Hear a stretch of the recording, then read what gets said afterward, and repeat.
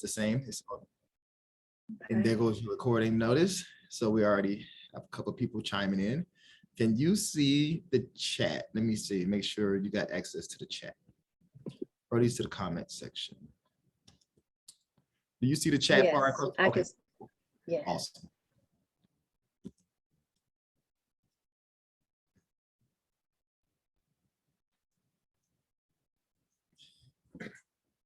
Good morning, EPM.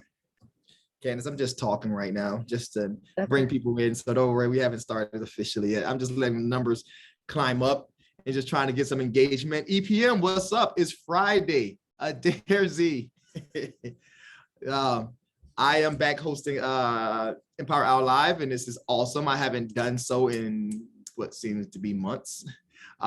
But what a better time to do so. We have an awesome guest with us today. And hey, Christy. Hey, Kelly. How is the weather everywhere? Here in Atlanta, it is beautiful. I'm in perimeter area. And you're in Stone Mountain, right, Candace? Yes. Logan, hello. I bid you good day. You guys say hello to Candace. I'll do a formal introduction shortly once our numbers climb up. I'm just giving it a few minutes to do so. And PA is kind of chilly but beautiful. Yeah, here in Atlanta, it's that time of year where it's winter time in the morning. Then what is it? Fall in the exactly. Yes, spring a little bit. And then hot. Yeah, and then cold again. Yeah, there's summer around 4 o'clock, and then of course it's right back to winter.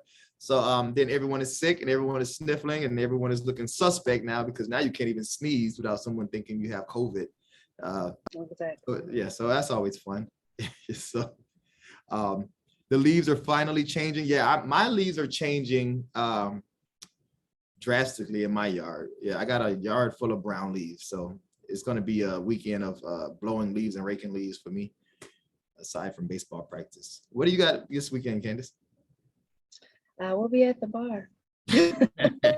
Well, that goes perfectly. And then trying to rest. Did that research for your company when you're at the bar? At my bar. That's where I'll be. If anybody pops in, they'll see me. Nice, cool. We'll definitely dive into more of that. Hey, Cindy. Hey, Yesenia. The sweater is going to be on our. I'm being asked about the sweater, which is why I wore it.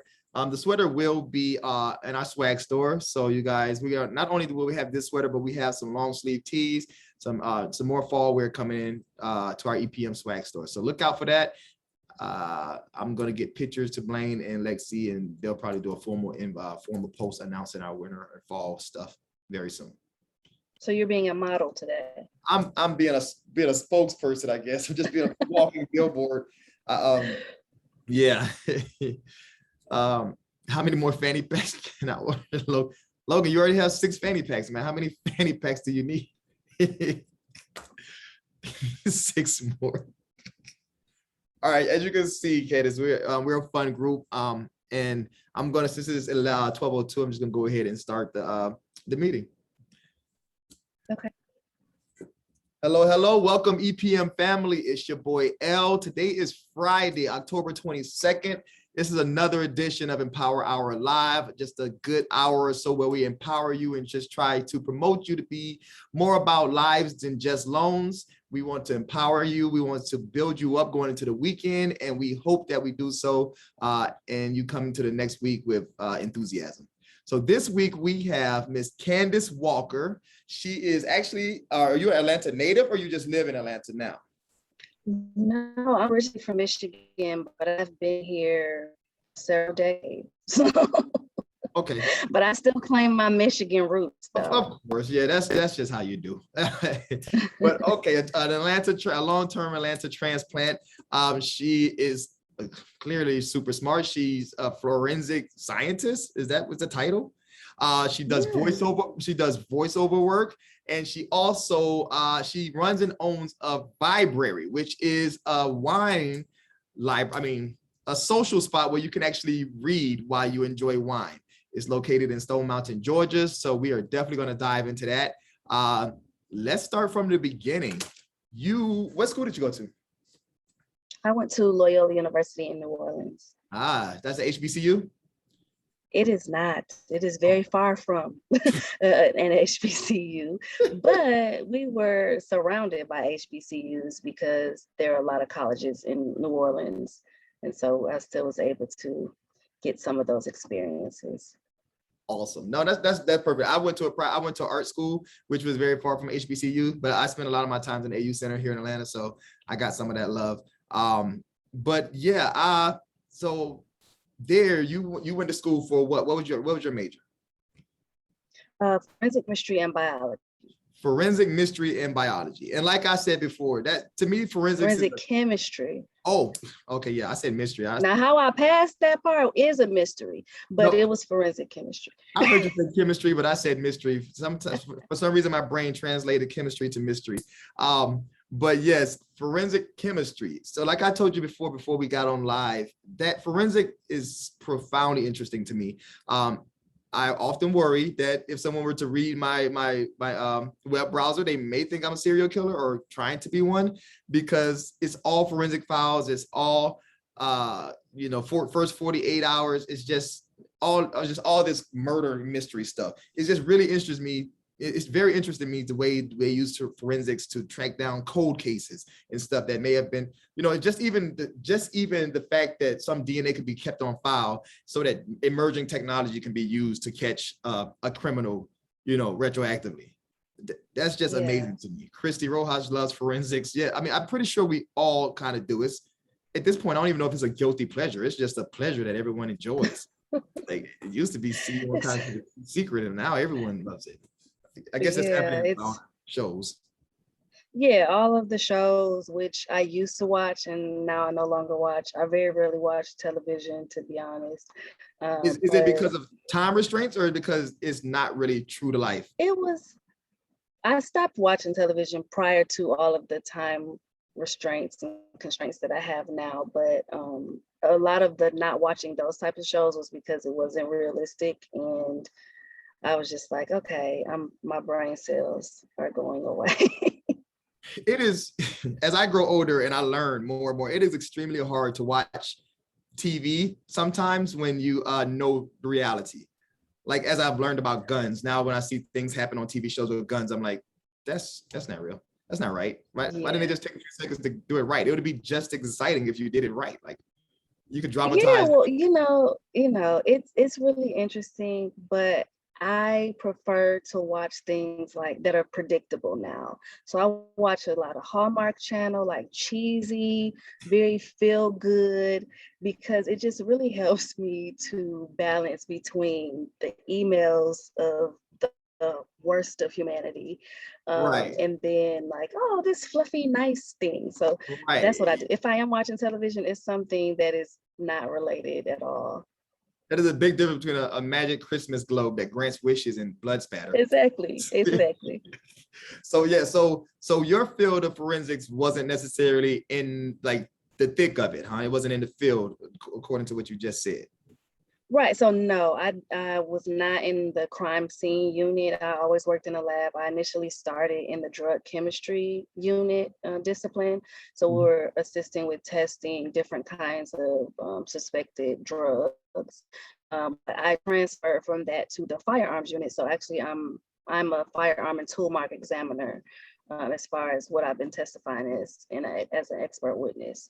And so I don't currently work cases anymore because now I'm in management, but my discipline was firearms because it was more tactile and I'm a more hands-on person, and that really fit me better.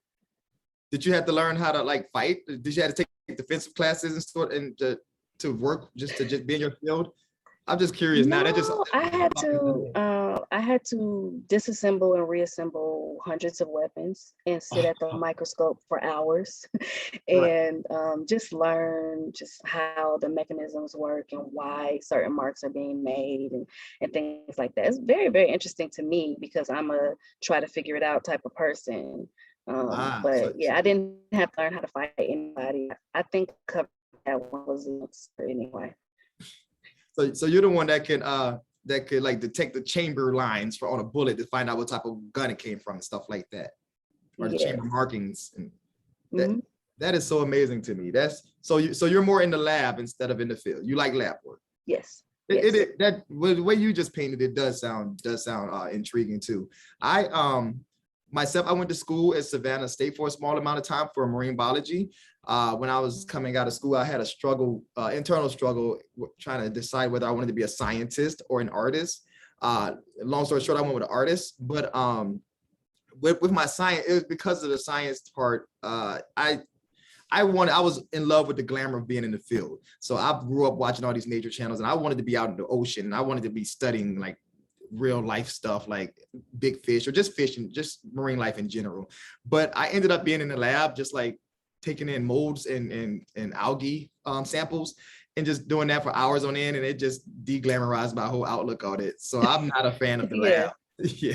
Yeah. I'm like, Well, see, for me, like, since I'm in the forensic space, being outside the lab means you are encountering the actual scenes. right. And although that didn't necessarily bother me, I just knew that over time, that because I'm so empathetic and I can take on other people's emotions, that would wear on me.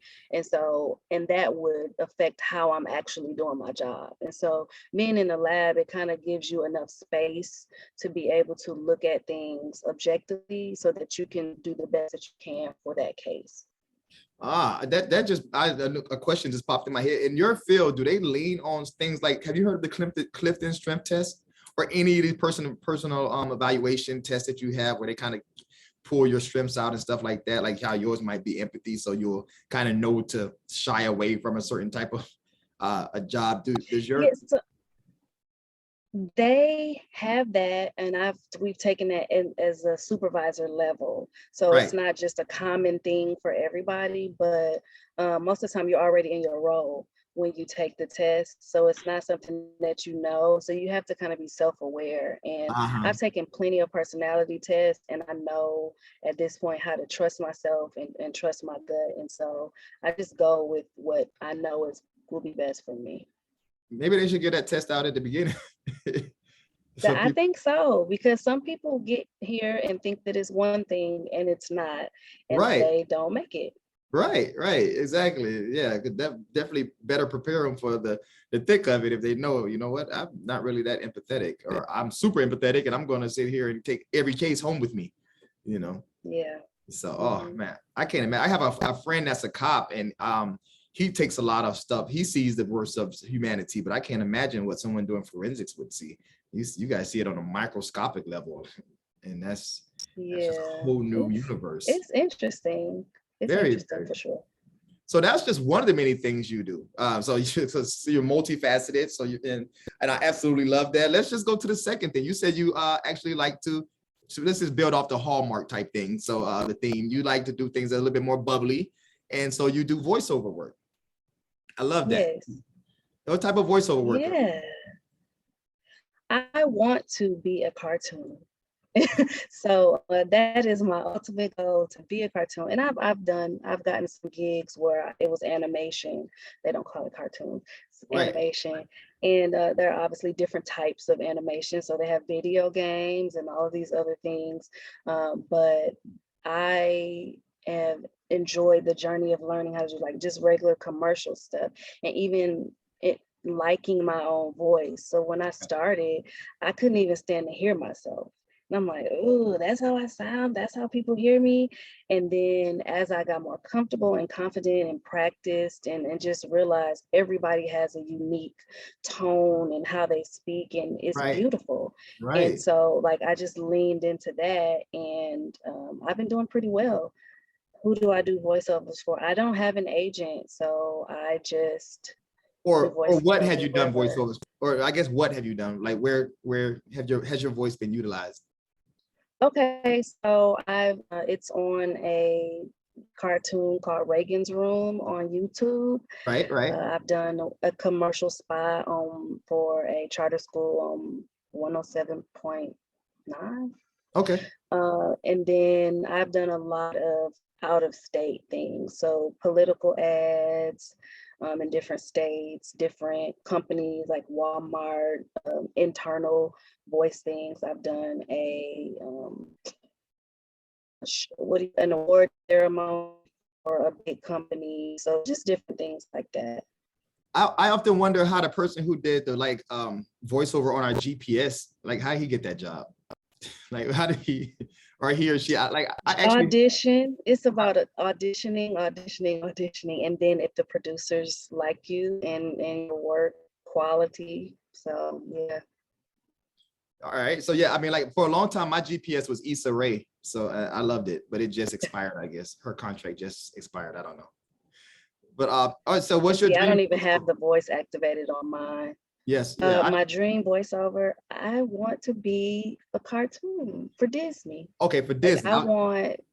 Yeah, for Disney. I love Disney movies still to this day, and I would love to work with them. What when you vision yourself as a animation, what do you see? Do you care? Are you a giraffe? Are you a I actually butterfly? don't care. No, I actually don't care, because when I get in the booth and you can't see me, Mhm. I can make all kinds of sounds. Like my coach is like, what are you not good at? Because we were working on creature sounds. And he gives you like a photo and he's like, well, what would this creature sound like if they were dying? Or what would this creature sound like? And it's just fun to me being able to just use my imagination and be behind the scenes, so people don't even have to know that it's me unless I tell them. So that aspect of it is what really draws me to it, because I don't like being in the limelight. I I, love to be behind the scenes. I was about to ask you, are you the shy type? Like, would you do you do your voices in front of people, or do you prefer to just do them behind the scenes where no one can see where it's coming from? I prefer to do them behind the scenes. I think it's uncomfortable for me to do them in front of people, but Right. I know that being uncomfortable is how you grow. And so I just am learning to kind of do that more, especially like if you get big gigs, you're going to have to do it in front of a group of producers and people like that. It's not like you just do it at home by yourself. Right now, a lot of things are virtual, so I can do it at home by myself, or even if we are patched into each other, they don't see me when I'm doing my voice. But that's not how it always is, especially if you're getting larger gigs. And so, yeah, I am an introvert. I don't know if I would say that I'm shy per se. People see me out and about and they call me an extrovert, but I'm really not.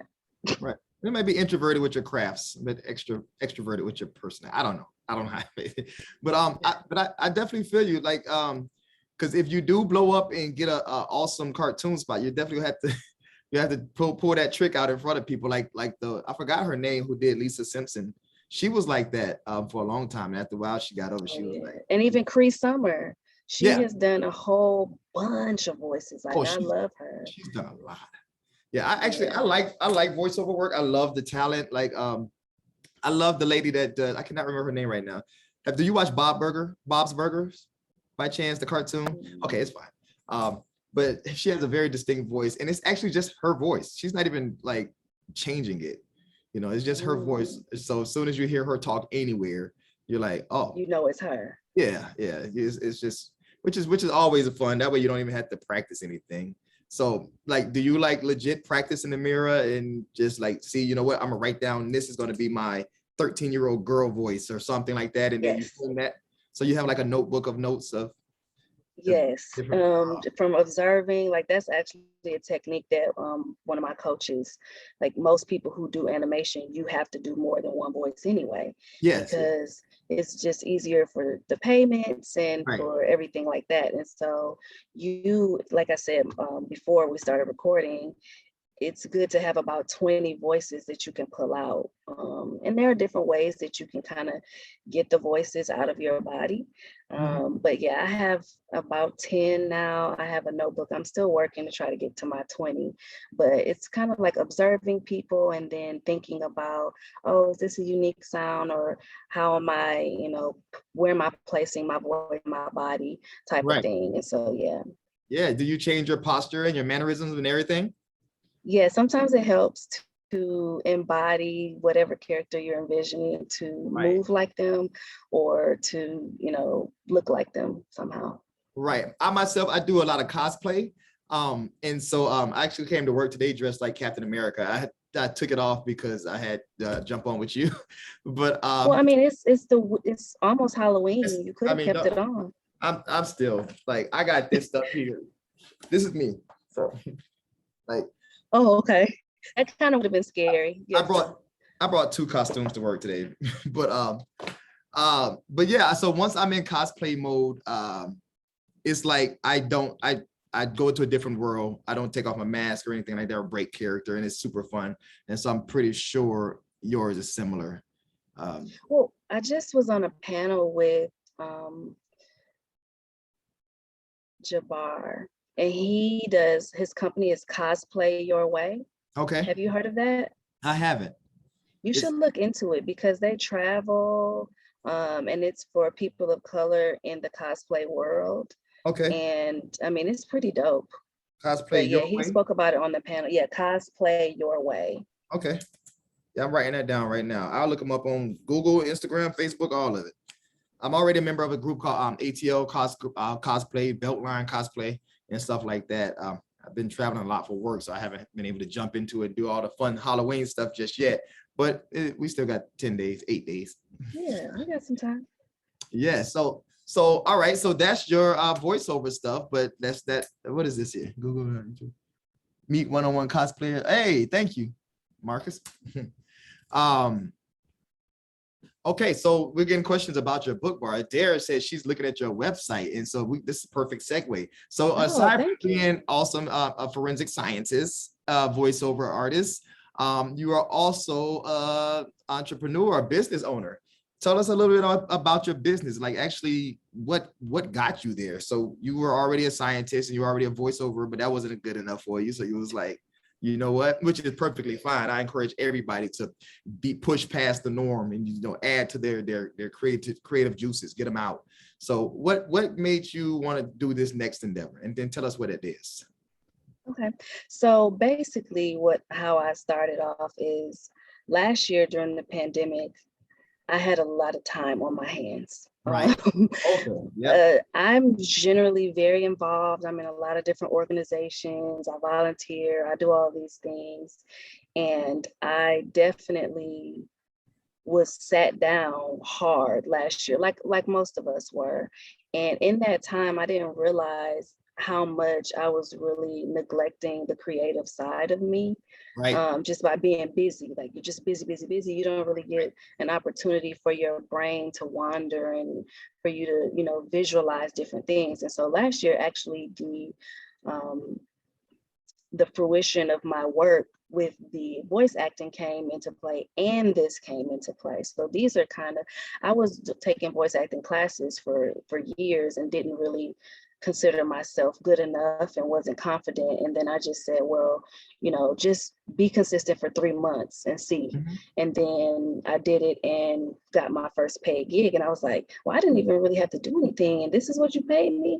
And so I was like, well, you should continue to be consistent. So that's how the voice acting thing came about. But also in that time span, I was just thinking about ideas that I had previously. So I always wanted to start a business because I know that businesses allow you to potentially create generational wealth and leave a legacy.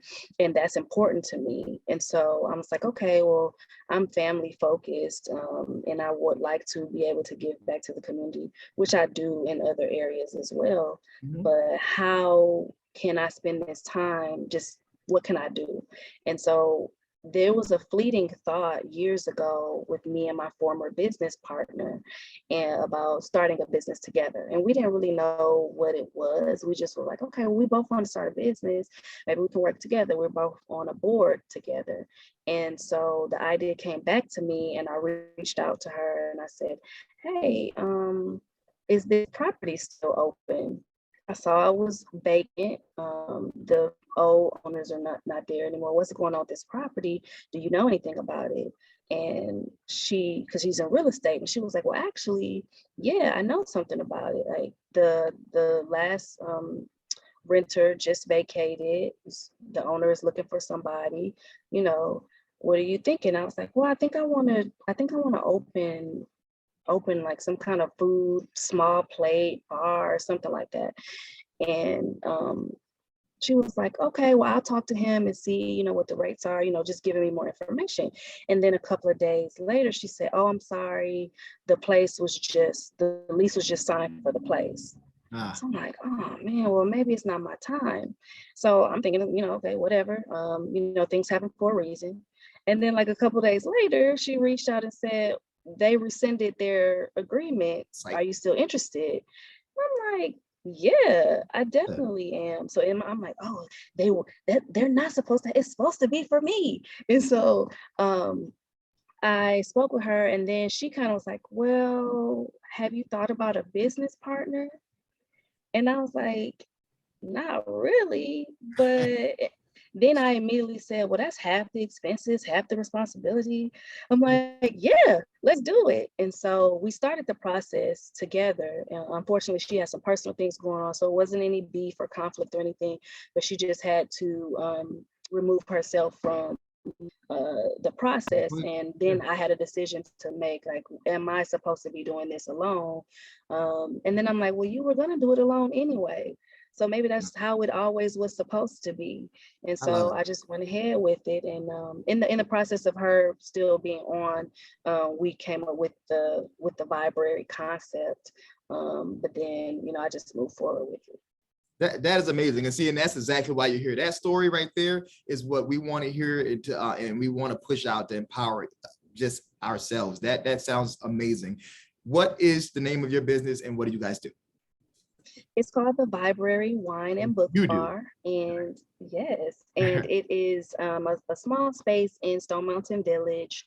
You can get wine by the glass or the bottle. We have books for retail, books for simple perusal or conversation starters, low music, just a nice little ambiance and vibe for you to come and relax and get away from the noise of outside and, return to reading, because I know I used to love reading as a child. As I got older, I got too busy to sit down, and you really have to be focused to make time to do that. And hopefully the space allows people to kind of get back into that. I love that. I used to draw a lot more, like with pencil and paper, and I haven't done so in forever. I would love to find time to get back to it, but kids, they suck away all your time. That's what I hear. That's what I hear. Give me a time. So actually, Brittany here in our chat says it's beautiful in person and an amazing ambiance. So we actually sound like we have someone who actually has visited, and so that's awesome. Brittany. Yes, she was the one who let me know about you all and made this contact. So thank you. Okay, cool. Well, cool. Yeah, like I said, I'll have to check it out. I'm usually there at Stone Mountain, but it's Saturday mornings, like before you guys or anybody opens, so I can climb the mountain and then just go about my day. But I'm definitely gonna try to find you and at least see where you're located, so that when I'm around there, when it's open, I can pop in. And are you always there, or you like have someone there when you're not there, or how does it work? I'm mostly there. I do have some real core group of friends that kind of give me some time away sometimes, but for the most part, I'm there right now. I'm still working on the logistics of how to get somebody in there that I can trust and that's consistent. So that's my baby. So I'm a little close gripped on it, but hopefully soon somebody will be in there and I'm not there all the time. Right. Yeah, you definitely need that trust. You don't want somebody in there sampling all the wine. Right. Or handing it out to friends. Or handing it out to friends. Right. Even Hank in our group in a chat says he grew up in Decatur near Stone Mountain. He'll have to tell his folks about it and check it out. Yes, please do. Yeah, we love definitely. We're open Thursday through Saturday. So Thursday 5 to 10, Friday 5 to 11, and Saturday noon to 11. So right now it's just 3 days, but it's an amazing 3 days. So tell your people to come out. It definitely sounds like a vibe, especially as the nights are starting to get longer or starting to get dark earlier. That definitely sounds like a vibe, So especially if you got a cool ambiance, the weather's starting to chill. That sounds like a cool spot, real cool spot. How many? I like it. I might be biased, but you might be, but it's probably totally warranted. What? How big is this? Like, how many people can chill in there? About 48. What? You said a small space. That's not 48 people? Well, compared to other places, I think I don't know. 48 people, that's a lot of people. That's Maybe my good. perception is, yeah, I mean, it is when Dude, all you the people are buried the in there at the lead. same time. I'm like, good grief. You buried the Whew. lead. That's a big space, 48 people. That's awesome. That's really awesome. Oh, Jennifer Duckworth says she loves the concept and your tenacity. So yeah, I'm loving it too, thank man. you. It takes some serious chutzpah to take that leap of faith. And you definitely took it. And I'm loving that you took it. And I wish you the number of success, because that is amazing, man. It's very scary. I've done the entrepreneurial thing myself, and it's very scary. I used to Yeah, I used to every run day. right. I used to run a room escape experience in Huntsville, Alabama, before they got Oh, all popular and nice. stuff like that. And so it kind of Oh, failed because it was before its time. But at the time, it really didn't fail. I just had to stop because I had a kid. But oh, okay. yeah, actually, now that I think about it. But and so I had to divert my attention for a while. But yeah, it's definitely scary. It costs money, but it's fun to see your baby, your labor of love come out and make people happy.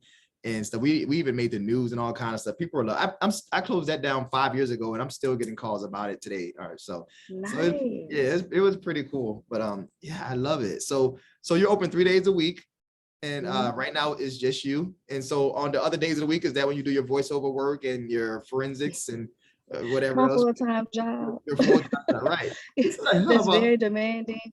Yeah, right. so on other days of the week, I kind of still have meetings and things for the. So initially, I guess I just, in order to get myself through the tough parts, I was like, well, you only have to be there 3 days a week.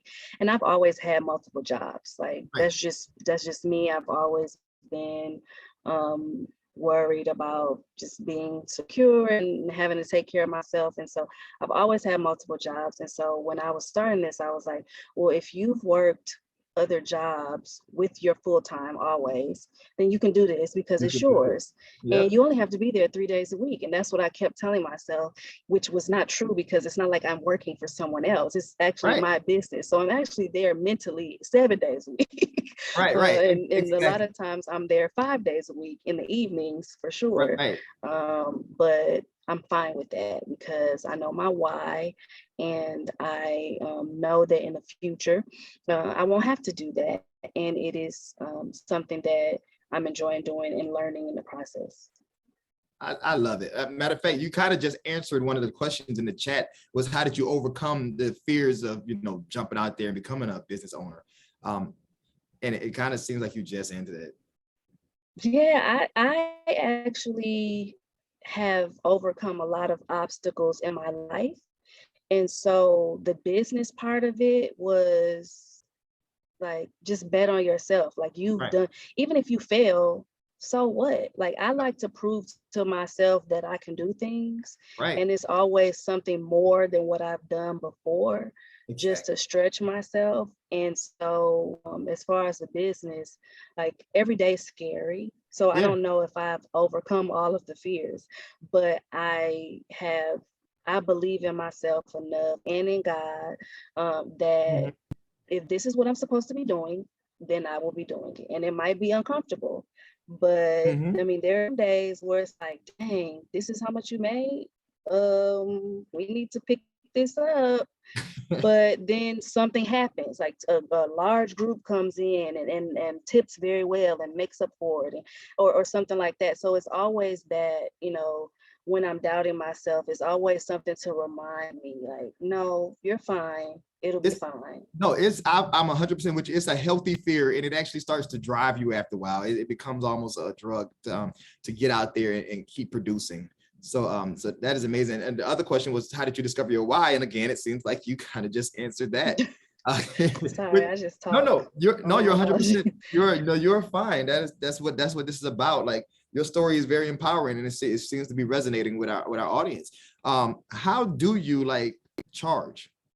Like how do we, like, do we go in and we pay to rent a book while we read it? We buy the wine from you?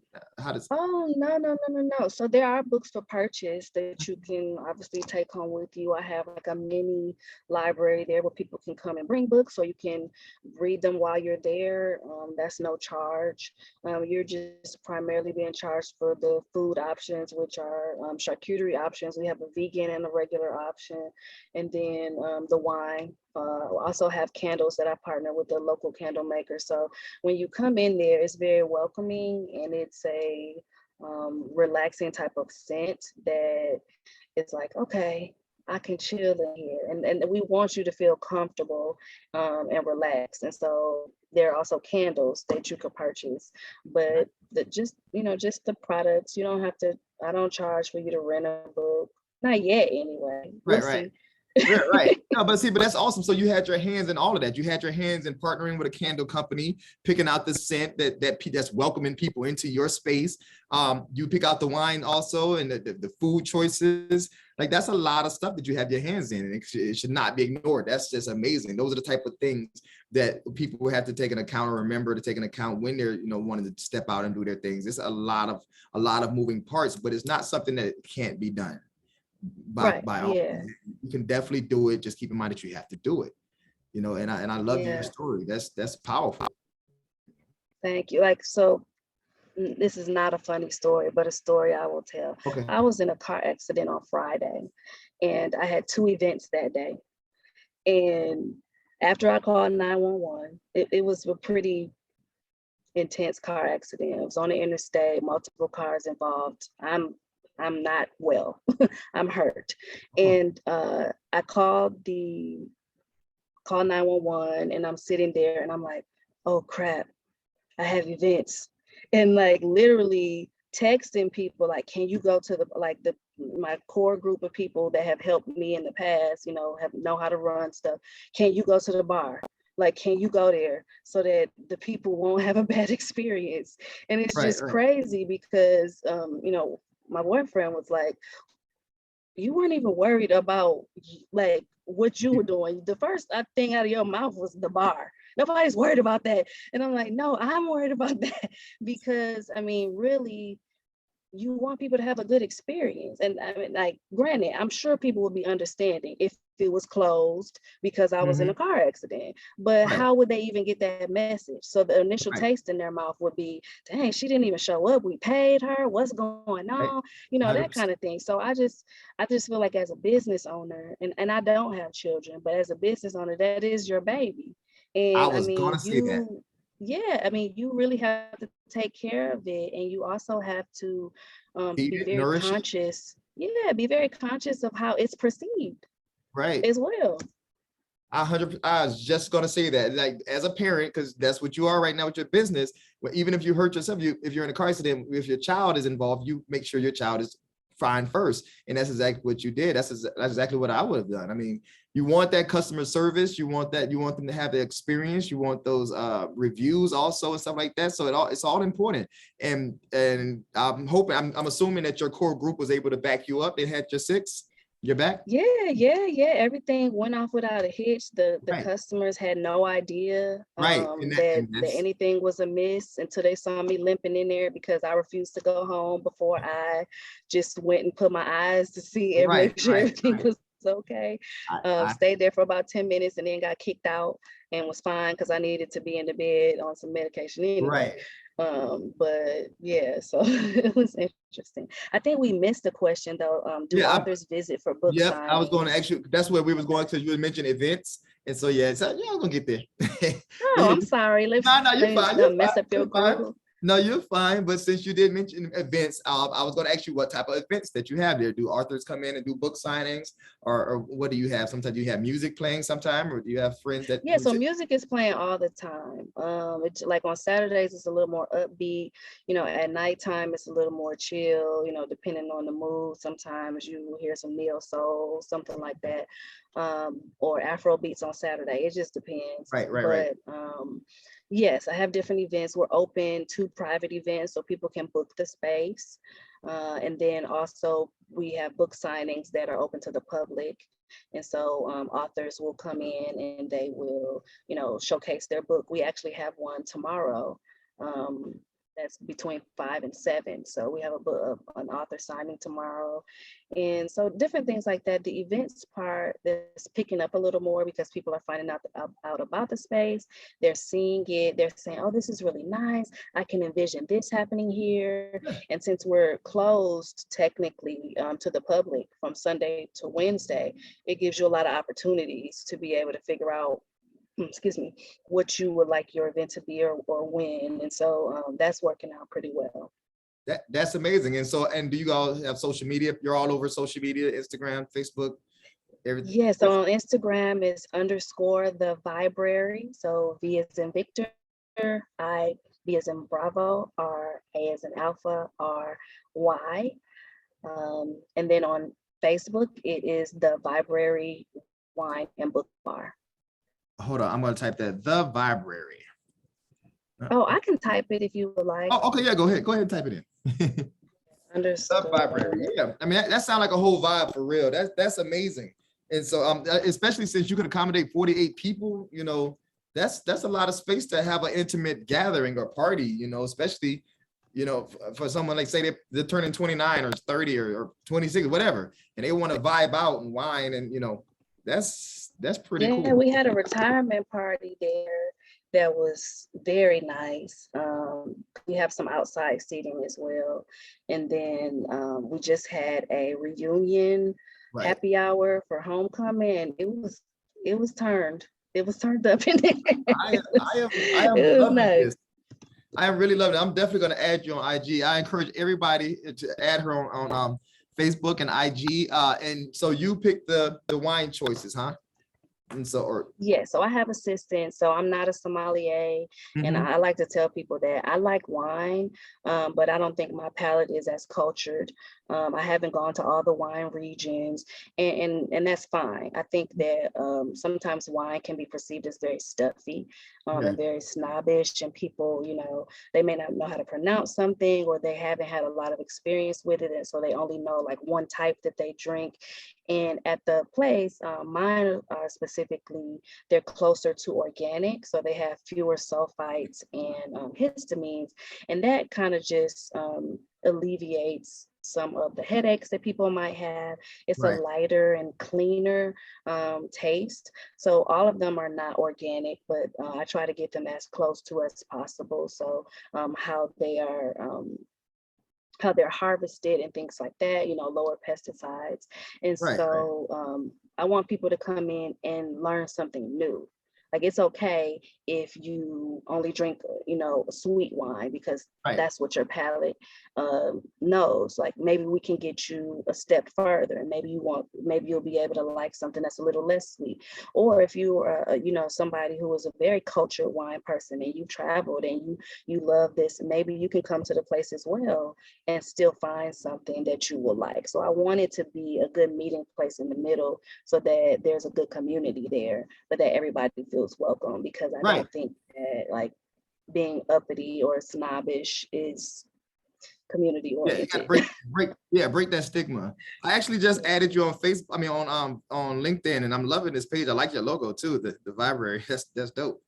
Yeah, and so what about authors and books? Wait, on LinkedIn? Hold on now. Did I say LinkedIn? I'm sorry, IG. I just added you on IG. Okay, I was about to say, I don't have a LinkedIn, so let me tell me what that is, because somebody's lying. Okay. Yeah, I'm sorry, IG. I just added you on IG, and I'm looking at the logo and stuff. This is awesome. Thank you. As far as book choices and stuff like that, how do you go about getting authors to put books in your store? Or how do you go about that? So authors kind of reach out to me, and we work out a consignment type of deal, so that nobody really loses. I want local authors to be highlighted, you know, because I know how hard it is trying to start something that's small, and you know, you might not be in the big stores, or might have access or the contacts or the network. And so definitely open for local authors to reach out. We primarily do the consignment situation, but as far as the books that are chosen just to be on the shelves for purchase, those I like to have that are educational, not necessarily textbook educational, but educational in different experiences from yourself. So, you know, you have a lot of Black and people of color protagonists, women, historical things that are going to be kind of self-helpy, so, self-care and what that looks like, not just bubble baths and things like Right, that, really right, taking right. care of yourself and empowering type of content. And so that's kind of what the curated list of books that we have now is. That's the word, empowering. I love it. And it sounds like, yeah, that's exactly the place to do it. Yeah, I'm gonna follow you on Facebook, Instagram, and all of them. Yeah, this is amazing. I'm absolutely loving Ooh, this. thank you. Thank you. I And it's, appreciate the opportunity. Thanks again, Brittany, for the info and for linking. yes, Brittany's on the other side of this wall back there. I'm gonna go thank her for Okay. bringing you in, man. This is awesome. I'm trying to make sure we don't have any more questions before we conclude our conversation today.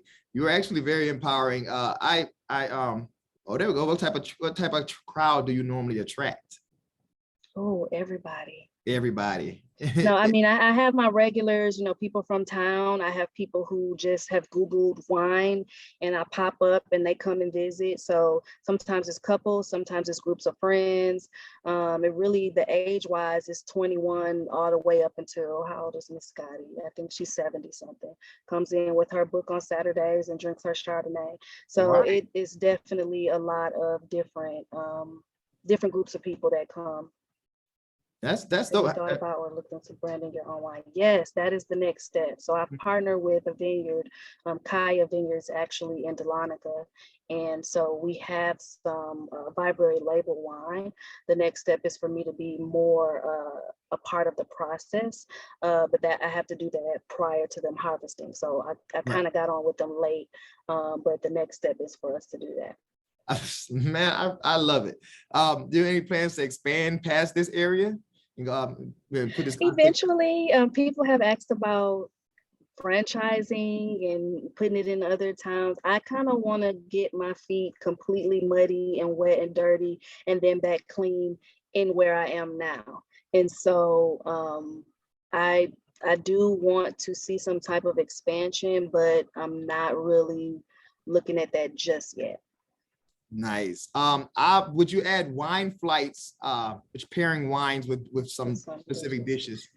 Yes, so we have actually tasting flights already. You get three choices for I think $20, 2.5 ounce pours. And so as far as the dishes, since I don't have a full kitchen, so we have the charcuterie options and we have curated that to make sure that all of the wines taste really well with that. But I have a wine consultant that I work with, and we're working with food pairings even for Thanksgiving. So we have some events coming up that will speak more to dishes and pairing as far as the wine is concerned. Look at you. I absolutely love this. I am not a wine drinker, a big wine drinker myself, even though I do give out all the wine here at the company. I'm not. I have beer and non-alcoholic options I as was well. just about to ask you. So I'm not a big wine drinker. What other type of drinks? If I wanted to come and hang out and just read a book, what else is there to drink? You have sweet tea? I do not have sweet tea. I am actually getting ready to partner with a tea maker so that we have some hot tea, especially as the season changes. Toying with the idea of coffee, because a lot of people have brought that up, but don't want the smell of coffee to overpower the space. So we're trying to figure out how that will work. But tea, coffee is coming, and we do have some mineral water, and I have Coke, and also have beer. So for people who don't like wine. This sounds like a vibe for real. This sounds amazing. You're getting compliments for the look of your space, and I'm definitely I'm trying to secretly scroll too off camera here and check you out. This you're very impressive, and this is a very impressive organization you got running. I absolutely love it. Yeah, this is a big space. This is a big space. That's very nice. I love it. Hey, I think that's all the you have a great light. So you definitely Thank you, Christy. I appreciate that. Your aura is lovely, and it's going to definitely come back to you 10 times over, man. This has been amazing. You've been definitely I receive it. Right. Thank you so much for joining, you guys. Again, this has been Empower Hour Live with Candace Walker of the Vibrary. She dropped her social media handles in the chat. We have the Vibrary on IG and the Vibrary Wine and Book Bar on Facebook. So please, you guys, go check her out, follow her, swing by her spot in Stone Mountain. You can get the address for that on both Facebook and IG. So like I said, I'm in that area, so I'm gonna definitely try to spot you and find you. And if you're open, I'm gonna come in and say hello face to face. Yes, that would be lovely. Yeah, and thank you, Brittany, for introducing us to this light. So thank y'all for having me. Thanks for the great questions, the super nice comments. I really appreciate it. Hopefully y'all get a chance to come in and visit. I would love to see you in person. All right, Candace, you have a good Friday. Thank you too. No problem. Bye.